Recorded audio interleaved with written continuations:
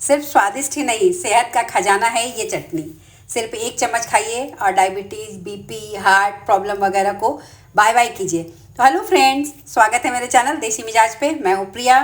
इसको खाने का तरीका भी बहुत ही अलग है। आप इसको इडली डोसा के साथ तो खा ही सकते हैं, रोटी वगैरह के साथ खा सकते हैं, चावल के साथ भी खाइए, बहुत मज़े का लगता है। और इसके साथ ना आपको दाल सब्जी की भी ज़रूरत नहीं है। तो चलिए पहले अपने टेरेस में से ये करी पत्ता तोड़ लेते हैं। फ्रेश हमने लगा रखे हैं, मुझे बहुत पसंद है और मैं बहुत यूज करती हूँ। तो ये हमने तोड़ लिए हैं। बहुत ही बहुत ही फ़ायदेमंद है ये करी पत्ता। ज़रूर इस्तेमाल में लाइए, सिर्फ तड़का ना लगाएं। तो सबसे पहले तो धोएंगे, क्योंकि आप देख सकते हैं इसमें बहुत सारा मिट्टी है। हमने अच्छी तरह से धो लिया है। अब इसमें से ना इस डंडी को हम अलग कर देंगे, जो बहुत आसानी से निकल जाता है। तो बस इस तरह से करेंगे ना, सारा डंडी अलग हो जाएगा। तो सारे पत्ते हम इस तरह से निकाल लेंगे।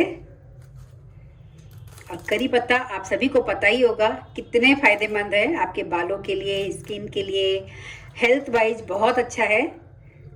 तो इसको खाने में तो ज़रूर इस्तेमाल कीजिए। वैसे तो हम सभी सिर्फ तड़का लगाने के लिए करी पत्ता का ज़्यादातर इस्तेमाल करते हैं, या फिर सांभर चटनी वगैरह में डालने के लिए। लेकिन आप इस तरह से एक बार चटनी बना कर देखिए, क्या मस्त बनेगा। और आप लंबे समय तक इसको रख के खा सकते हैं। सारे पत्ते हमने अलग कर लिए हैं। इसको हम पहले छान लेते हैं। तो किसी छलनी में इसको रख देंगे ताकि इसका पानी निकल जाए। निकाल लेते हैं हम सारे पत्ते इस छलनी में। एक बार में आप बहुत सारा भी बना कर रख सकते हैं, क्योंकि ये बिल्कुल भी ख़राब नहीं होता है और लंबे समय तक इसका इस्तेमाल कर सकते हैं कि बार बार आपको बनाना नहीं पड़े। तो ये देखिए, आप समझ सकते हैं, एक बोल लगभग है ये पत्ते। तो चलिए बनाना शुरू करते हैं। और गैस पे रखते हैं एक पैन, इसको थोड़ा गर्म होने देते हैं। और इसमें डालेंगे लगभग एक छोटा चम्मच तेल। आप कोई सा भी तेल डाल सकते हैं, मैं यहाँ पे मूंगफली का तेल डाल रही हूँ। और इसी के साथ हम डाल देंगे ये पत्ते। इसको हमें भून लेना है, बिल्कुल लो फ्लेम पे भूनेंगे ताकि इसका मॉइस्चर बिल्कुल हट जाए। और काला भी नहीं करना है हमें, और अच्छी तरह से भून भी जाना चाहिए। तो इस बात का खास ख्याल रखना है कि इन पत्तों में से जलना नहीं चाहिए ये पत्ते, और बिल्कुल अच्छी तरह से सूख जाने चाहिए। बहुत ही ज़्यादा पसंद है ये चटनी। वैसे तो मुझे करी पत्ता ही बहुत पसंद है। ये देखिए, अब ये लगभग ड्राई हो गया है, इसी तरह से भून गया है। इस तरह से देखिए, आवाज़ आप सुन सकते हैं, बिल्कुल कुरकुरे हो गए हैं और ये चूर हो रहा है। तो बस इसी टाइम पे इसको हम फटाफट से दूसरे प्लेट में निकाल लेंगे। फिर से इसी पैन में हम लेंगे 2 छोटे चम्मच तेल। इसमें डालेंगे 1 चम्मच भरकर जीरा। इसका टेस्ट बहुत अच्छा लगता है, तो जीरा आप अच्छी तरह से डालिएगा। ये छोटे चम्मच हैं, तो मैं 2 छोटे चम्मच डाल रही हूँ। और इसी के साथ यहीं पे हम डाल देंगे धनिया। धनिया भी 1 टेबल स्पून है। और इसी में डालेंगे ये चना दाल। ये कच्चा चना दाल है, 1 टेबल स्पून लगभग है। आपके पास अगर भुना हुआ है तो वो भी आप डाल सकते हैं। और इसको हम थोड़ा सा पहले भून लेंगे, क्योंकि चना दाल कच्चा है ना, तो उसको थोड़ा सा भुनने में टाइम लगेगा। इसके साथ हम डाल देंगे ये मूंगफली, 1/4 कप के करीब है। और साथ ही ये लहसुन, ताकि सारी चीज़ें ना एक साथ भुन जाए। मुझे बहुत पसंद है तो मैं थोड़ा ज़्यादा डाल रही हूँ, 20-25 कली आप डाल सकते हैं। और इन सबको अच्छी तरह से भूनेंगे, फ्लेम को बिल्कुल लो रखेंगे और अच्छे से भूनेंगे। ये चटनी बनाना बहुत ही आसान है, लेकिन खाने में इतना स्वादिष्ट है ना कि आपको किसी सब्जी दाल वगैरह की भी ज़रूरत नहीं पड़ेगी। ये इतना टेस्टी होता है। इसको आप चावल, रोटी, पराठे, पूरी किसी के साथ भी खाइए, बहुत टेस्टी लगता है। ये देखिए, मूंगफली इस तरह से फूटने लगा है, इसका मतलब कि ये अच्छी तरह से भून गया है। ये लहसुन भी अच्छी तरह से भून गया है। आप देख सकते हैं उसमें हल्का हल्का सा कलर आ गया है। बहुत हमें ब्राउन करने की ज़रूरत नहीं है। और इसी टाइम पे अब हम डाल देंगे ये तिल है, 1 से 2 बड़े चम्मच।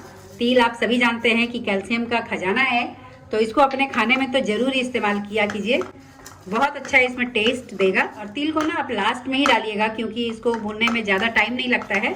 तो जो चीज़ें जिसको भूनने में ज़्यादा टाइम लगता है उसको आप पहले डालिए, और कम भूनने वाली चीज़ें आप बाद में डालिए। तो इसको भी अच्छी तरह से भून लेंगे। हम डाल देंगे ये 7-8 सूखी लाल मिर्ची, और डंठल को हटा करके हम डाल देंगे मिर्ची आप अपने टेस्ट के अकॉर्डिंग थोड़ा कम या ज़्यादा भी कर सकते हैं। इसी के साथ ही भून लेंगे। मिर्ची को लास्ट में ही डालिएगा ताकि वो जले नहीं, और इसकी मतलब इन सभी चीज़ों की गर्माहट से ही वो भून जाएगा। मिर्ची भी अच्छी तरह से भून गया है। इसी टाइम पे हम डाल देंगे ये ग्रेटेड कोकोनट, मतलब गड़ी गोला जो होता है ना, उसी को ग्रेट करके हमने ले लिया है। ये एक छोटी कटोरी, मतलब आप 3 से 4 चम्मच समझ सकते हैं। पैन बहुत गर्म है तो गैस को हम ऑफ कर देते हैं और इसको बंद गैस में ही थोड़ा सा चला लेते हैं। और बंद गैस में ही थोड़ा सा हींग डाल देंगे, इससे इसमें बहुत अच्छा टेस्ट आता है, कच्चा ना रहे, इसलिए इसके साथ ही मिला देते हैं। तब ये ठंडा होता है आपको दिखा देती हूँ ये करी पत्ता कितने कुरकुरे हो गए हैं। देखिए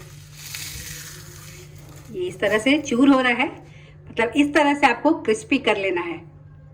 तो इसको ठंडा होने देते हैं। इसको भी हम इसी करी पत्ता के ऊपर डाल लेते हैं ताकि ये जल्दी से ठंडा हो जाए। अगर आप चाहें ना तो इसमें थोड़ा सा ये काली मिर्च के दाने भी डाल सकते हैं, बहुत अच्छा इससे भी टेस्ट आता है। इसको वैसे ही भूनने की ज़रूरत नहीं है, लेकिन आप पैन में भी डाल सकते थे लास्ट में। और इसको पीसना है, गरम गरम बिल्कुल मत पीसिएगा। अब इसी में हम डाल देंगे नमक। तो नमक 1 चम्मच डाल रही हूँ, आप अपने टेस्ट के अकॉर्डिंग डालिएगा, कम या ज़्यादा जैसे आप खाते हो उस हिसाब से डाल लीजिएगा। और साथ ही डालेंगे 1 चम्मच, छोटा चम्मच ही अमचूर पाउडर है। तो चलिए डाल लेते हैं एक मिक्सी के जार में। आप करी पत्ता की आवाज़ सुन सकते हैं, बिल्कुल कुरकुरा है। सारी चीज़ें हमने डाल ली हैं, चलिए पीस कर ले आते हैं। इसको ना बहुत फाइन नहीं करना है, थोड़ा दरदरा हमें पीसना है। तो इस तरह से पल्स मोड पे आप थोड़ा ऑन ऑफ करके पीसिए। ये देखिए ये हमने अच्छी तरह से पीस लिया है। आप देख सकते हैं इसका टेक्सचर क्या मस्त, इसमें से खुशबू आ रही है ना, बहुत ही टेस्टी, यूं ही आपको खाने का मन करेगा। स्टोर कर लेते हैं एक जार में। आप अच्छा सूखा हुआ जार लीजिएगा ताकि ये आपका लंबे समय तक चटनी रह सके, और जब मन करे आप इसको तीनों टाइम भी खा सकते हैं, कोई इसमें खराबी नहीं है, कोई हर्जा नहीं है। बिल्कुल रेडी है ये हमारा बहुत ही टेस्टी, बहुत ही हेल्दी करी पत्ता की चटनी। आई होप आप सभी को ये रेसिपी, ये वीडियो ज़रूर पसंद आया होगा। पसंद आया है तो प्लीज़ लाइक ज़रूर कीजिएगा। चैनल पे पहली बार आए हैं तो सब्सक्राइब करना बिल्कुल ना। आपको इसका खाने का तरीका भी बता देती हूँ। इसको खाने का तरीका बिल्कुल अलग होता है।